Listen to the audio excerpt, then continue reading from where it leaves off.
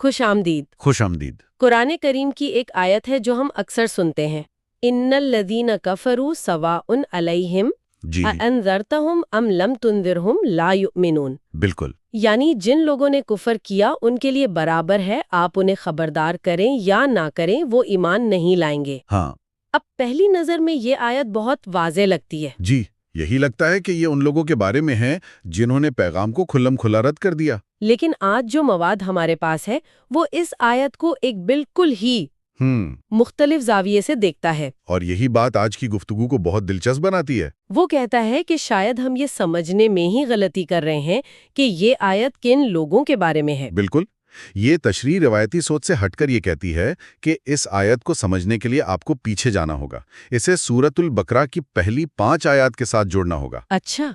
और जब आप ऐसा करते हैं तो काफिर का मतलब सिर्फ वो नहीं रह जाता जो इनकार कर रहा है। इसमें एक बिल्कुल नई किस्म के लोग शामिल हो जाते हैं। कौन लोग? वो जो गफलत में हैं, जो नज़रअंदाज करते हैं, जिन्हें मतलब परवाही नहीं। ये इनकार के अमल को एक फ़ाल बगावत से हटाकर एक गैर फ़ाल लाताल्लुकी की तरफ ले जाता है। ठीक है, तो आइए इसकी गहराई में उतरते हैं। आप कह रहे हैं कि आयत 6 को समझने की चाबी पहली 5 आयत में है। वो कैसे? देखें, इन पहली आयत में एक ख़ास ग्रुह की तारीफ की गई है, मुत्तकीन। सही। और उनकी कुछ निशानियां बताई गई हैं। वो गैब पर ईमान लाते हैं, नमाज कायम करते हैं, अल्लाह के दिए हुए में से खर्च करते हैं। और इस किताब पर ईमान लाते हैं जो नाजिल हुई, और पिछली किताबों पर भी। बिल्कुल। और आखिर में क्या कहा गया है कि यही लोग अपने रब की तरफ से हिदायत पर हैं और यही लोग फलाह पाने वाले हैं। फलाह यानी कामयाबी। सिर्फ कामयाबी नहीं, बल्कि मुकम्मल कामयाबी, खुशहाली, अपनी सलाहियतों का भरपूर इजहार। तो एक तरफ ये कामयाब लोगों का एक मुकम्मल खाका है। ठीक है, तो एक कामयाब गिरोह की तस्वीर दिखा दी गई, लेकिन इसका आयत 6 के काफिरों से क्या ताल्लुक बनता है? ताल्लुक ये बनता है, ये तशरीह कहती है कि आयत 6 में जिन काफिरों का जिक्र है वो कोई और नहीं बल्कि वो लोग हैं जो पहली 5 आयत में बयान करदा कामयाबी के इस मेयार पर पूरे नहीं उतरते। ओह, तो ये एक लॉजिकल कंक्लूजन है। जी, अगर एक ग्रोह फलाह पाने वाला है तो दूसरा ग्रोह कौन सा होगा? जाहिर है नाकाम होने वाला। तो यहाँ कुफ्र का मतलब इस्लाम दुश्मनी नहीं? नहीं, बिल्कुल नहीं। ना ही किसी और मजहब की पैरवी, बल्कि इस मखसूस रास्ते को नज़रअंदाज करना है जो कामयाबी की तरफ ले जाता है। ये तारीफ बहुत ही स्पेसिफिक है, सियाको सबाक के साथ। ये तो बहुत दिलचस्प है। यानी कुफ्र यहाँ एक तरह से नाकामी का मुतरादिफ बन जाता है। और ईमान कामयाबी का। इससे तो मतलब सारी बहस ही बदल जाती है। ये सिर्फ अकीदे का मामला नहीं रहा, ये तो जिंदगी में कामयाबी और नाकामी का सवाल बन गया है। बिल्कुल, और ये कामयाबी कोई इत्तेफाक नहीं है, ये एक फ़ाल अमल है। इन आयात में किताब मकनून का जिक्र है, यानी एक छुपी हुई किताब। छुपी हुई किताब। इसका पैगाम समझने के लिए उसे खोलना, पढ़ना, उस पर गौर करना ज़रूरी है। ये कोई ऐसी चीज़ नहीं जो आपको विरसे में मिल जाए। कि मेरे वालिदैन मुसलमान थे तो मैं भी कामयाब हो गया। नहीं, बिल्कुल नहीं। ये एक ज़ाती कोशिश है, एक इनफरादी सफ़र है। जो ये कोशिश नहीं करता, जो इस किताब को खोलने की ज़हमत नहीं करता, उस तशरीह के मुताबिक वो इस दायरे में आ जाता है जिसका जिक्र आयत 6 में है। एक मिनट, यहाँ बात वाकई बहुत गहरी और शायद कुछ लोगों के लिए परेशान कुन भी हो रही है। अगर मैं आपकी बात ठीक समझ रही हूँ जी, तो ये तशरीह कह रही है कि काफिर सिर्फ वो नहीं जिसने कुरान पढ़ा और कहा मैं इसे नहीं मानता, बल्कि उसमें वो शख्स भी शामिल है जिसने उसे पढ़ा ही नहीं, जिसने उसे नजरअंदाज कर दिया। ये तो तारीफ को बहुत ही ज्यादा वसी कर देता है। जी हाँ, और इसकी मंतिक बहुत सादा है। ये माखज़ कहता है कि किताब मौजूद है, सबकी पहुंच में है। सही। अगर कोई चीज़ आपके सामने पड़ी हो और आप उसकी तरफ आंख उठाकर भी ना देखें तो ये भी एक फैसला है। ये एक गैर फ़आल इनकार है, पैसिव रिजेक्शन। आपके ला ताल्लुकी ही आपका जवाब है। बिल्कुल, आप ये नहीं कह रहे हैं कि ये किताब गलत है, आप ये कह रहे हैं कि ये किताब इतनी अहम ही नहीं कि मैं अपना वक्त इस पर सर्व करूं। लेकिन इस पर एक सवाल उठता है, उन लोगों का क्या होगा जिन तक ये पैगाम पहुंचा ही नहीं? ये एक बहुत अहम सवाल है। जो दुनिया के दूर दराज कोनों में रहते हैं या जिन्हें कभी मौका ही नहीं मिला। देखें, ये मौखिज़ इस पर ज़्यादा बहस नहीं करता। इसका तमाम तर जोर उन लोगों पर है जिन तक किताब पहुंच चुकी है, जो इसके बारे में जानते हैं लेकिन गाफिल हैं। ये लफ्ज़ बहुत अहम है। غافل۔ یہ وہ لوگ ہیں جو دنیا کی رونقوں میں، اپنی نوکریوں، کاروبار، روزمرہ کی بھاگ دوڑ میں اتنے مگن ہیں کہ انہیں رک کر یہ سوچنے کی فرصت ہی نہیں ملتی کہ اس زندگی کا مقصد کیا ہے؟ جی، یہ ماخذ انسان اور جانور میں ایک بنیادی فرق بیان کرتا ہے۔ جانور پیدا ہوتا ہے، کھاتا پیتا ہے، نسل بڑھاتا ہے اور مر جاتا ہے۔ اور اگر انسان بھی صرف یہی کرنے آیا ہے تو پھر اس میں اور جانور میں کیا فرق رہ گیا؟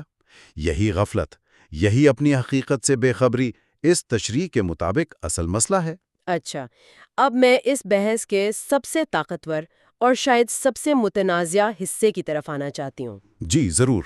یہ ماخذ ایک بہت بڑا دعویٰ کرتا ہے۔ وہ کہتا ہے کہ کافر کا یہ لیبل اس مخصوص تعریف کے تحت ہر اس شخص پر لاگو ہوتا ہے جو جان بوجھ کر قرآن کو نظر انداز کرتا ہے، چاہے وہ خود کو مسلمان کہتا ہو، عیسائی کہتا ہو یا یہودی۔ مجھے یہ بات دوبارہ کہنے دیں، چاہے وہ خود کو مسلمان ہی کیوں نہ کہتا ہو۔ جی، اور یہ اس تشریح کا مرکزی نقطہ ہے۔ یہ تو ایک بہت بڑا دھماکہ ہے۔ بالکل، اس کے مطابق فیصلہ کن عنصر آپ کا خاندانی نام یا آپ کا خود ساختہ لیبل نہیں ہے۔ فیصلہ کن عنصر کتاب کے ساتھ آپ کا عملی تعلق ہے۔ یعنی اگر کوئی شخص جو پیدائشی مسلمان ہے وہ قرآن کو غلاف میں لپیٹ کر اونچی جگہ پر تو رکھتا ہے، لیکن اسے کبھی کھول کر یہ سمجھنے کی کوشش نہیں کرتا کہ اس میں لکھا کیا ہے، تو اس ماخذ کے مطابق وہ شخص بھی اسی غفلت کا شکار ہے۔ اس کا دعویٰ بے معنی ہو جاتا ہے۔ جی، یہ تشریح اصل میں مذہبی شناخت کے پورے تصور کو ہی چیلنج کر رہی ہے۔ یہ بحث کو فرقوں اور گروہوں سے نکال کر سیدھا فرد کی ذاتی ذمہ داری پر لا رہی ہے، کہ اصل امتحان یہ نہیں کہ آپ کس ٹیم میں ہیں، بلکہ یہ ہے کہ آپ نے گیم کے رول بک کے ساتھ کیا سلوک کیا۔ واہ! اور یہیں پر یہ ماخذ اس عام رویے پر بھی گہری تنقید کرتا ہے، یعنی قرآن کو بغیر سمجھے صرف ثواب کی نیت سے پڑھنا۔ اچھا، وہ ایک بہت دلچسپ مثال دیتا ہے۔ کہتا ہے کہ آپ دنیا کی کوئی اور کتاب اس طرح نہیں پڑھتے۔ آپ فزکس کی کتاب ثواب کے لیے نہیں پڑھتے، نہیں، اسے سمجھنے کے لیے پڑھتے ہیں۔ آپ میڈیکل کی کتاب اس لیے نہیں پڑھتے کہ آپ کو نیکیاں ملیں گی، آپ اسے اس لیے پڑھتے ہیں تاکہ آپ علاج کرنا سیکھ سکیں۔ یہ ایک زبردست مثال ہے۔ تو یہ ماخذ کہہ رہا ہے کہ قرآن کو بغیر سمجھے پڑھنا ایسا ہی ہے جیسے کسی خزانے کے نقشے کی خوشخطی کی تعریف تو کی جائے لیکن اس پر دیے گئے راستے پر چلا نہ جائے۔ اس سے بھی بہتر مثال ہے، یہ ایسا ہے کہ آپ بیمار ہیں، ڈاکٹر آپ کو ایک نسخہ دیتا ہے، ٹھیک ہے، آپ اس نسخے کو روز صبح شام چومتے ہیں، اسے آنکھوں سے لگاتے ہیں، لیکن آپ کبھی فارمیسی جا کر وہ دوا خریدتے ہی نہیں اور نہ اسے استعمال کرتے ہیں۔ تو کیا آپ ٹھیک ہو جائیں گے؟ کبھی نہیں۔ اس تشریح کے مطابق قرآن کا اولین مقصد ہدایت ہے، یعنی رہنمائی، اور ہدایت سمجھنے کے بغیر ناممکن ہے۔ میں اب سمجھ رہی ہوں کہ یہ غفلت کا تصور کتنا وسیع ہے، لیکن اس سے آیت کا دوسرا حصہ اور بھی عجیب لگتا ہے۔ کون سا حصہ؟ ان کے لیے برابر ہے کہ آپ انہیں ڈرائیں یا نہ ڈرائیں، وہ ایمان نہیں لائیں گے۔ اگر ان کا مسئلہ صرف یہ ہے کہ انہوں نے کتاب پڑھی نہیں یا سمجھی نہیں، تو پھر انہیں خبردار کرنا تو سب سے زیادہ ضروری ہونا چاہیے نا۔ ایک جھٹکا، ایک یاد دہانی۔ جی، انہیں جگا سکتی ہیں۔ یہ کیوں کہا جا رہا ہے کہ وارننگ بسود ہے؟ دیکھیے، یہ ایک بند گلی کی طرح ہے۔ اس کو سمجھنے کے لیے ڈاکٹر والی مثال پر واپس چلتے ہیں۔ ٹھیک ہے، مریض نے نسخہ تو لے لیا، لیکن وہ فارمیسی کی طرف جا ہی نہیں رہا۔ اب ڈاکٹر اسے دن میں 10 بار فون کر کے کہتا رہے کہ بھائی دوا کھا لو، تو اس کا کوئی فائدہ نہیں ہوگا۔ کوئی فائدہ نہیں، کیونکہ مسئلہ ڈاکٹر کی وارننگ میں نہیں، مسئلہ مریض کے عمل میں ہے۔ وہ شفا کے منبع کی طرف قدم ہی نہیں بڑھا رہا۔ تو آپ کہہ رہے ہیں کہ مسئلہ پیغام کی سچائی یا جھٹائی کا نہیں، مسئلہ پیغام سے مکمل لا تعلقی کا ہے۔ بالکل، وہ اس چشمے کے پاس ہی نہیں جا رہے جہاں سے علم اور ایمان کا پانی ملنا ہے، لہٰذا کوئی بھی بیرونی تنبیہ غیر مؤثر ہو جاتی ہے۔ یہ تو علم حاصل کرنے کی پوری ذمہ داری فرد پر ڈالتا ہے۔ جی، جب تک کوئی خود فیصلہ نہ کرے کہ مجھے یہ کتاب کھولنی ہے اور سمجھنی ہے، تب تک باہر سے کوئی بھی اسے زبردستی ہدایت نہیں دے سکتا۔ تو اس ساری گفتگو کا حتمی نتیجہ کیا نکلتا ہے؟ نتیجہ بہت دو ٹوک ہے۔ وہ یہ ہے کہ کتاب کو کھولے بغیر، اسے پڑھے اور سمجھے بغیر ایمان یا فلاح تک پہنچنے کا کوئی دوسرا راستہ، کوئی شارٹ کٹ نہیں ہے۔ یہ تمام بہانوں کے دروازے بند کر دیتی ہے۔ بالکل، آپ یہ نہیں کہہ سکتے کہ ہمیں کسی نے بتایا نہیں یا ہمیں ٹھیک سے سمجھایا نہیں۔ کتاب موجود ہے اور اسے سمجھنا ہر فرد کی اپنی ذمہ داری ہے۔ اور اس کا انجام کیا بتایا گیا ہے؟ متن کے الفاظ بہت سنگین ہیں۔ وہ کہتا ہے کہ ایسے لوگ اسی حالت میں، اسی غفلت میں مر جائیں گے۔ یہ ایک بہت ہی سنجیدہ انتباہ ہے۔ تو اگر میں اس سب کو سمیٹوں، یہ تشریح جو ہمارے سامنے رکھی گئی ہے یہ کفر کے پورے تصور کو الٹ دیتی ہے۔ جی، یہ کفر کو کسی نظریے کے خلاف ایک فعال بغاوت کے طور پر نہیں دیکھتی، بلکہ اسے ہدایت کے ایک دستیاب منبع کو نظر انداز کرنے کے عملی فعل کے طور پر بیان کرتی ہے۔ یہ کہتی ہے کہ کفر صرف انکار کرنا نہیں بلکہ پرواہ نہ کرنا بھی ہے۔ اور یہ مذہبی شناخت کو ایک پیدائشی لیبل سے ہٹا کر ایک فعال اور شعوری انتخاب بناتی ہے۔ بالکل۔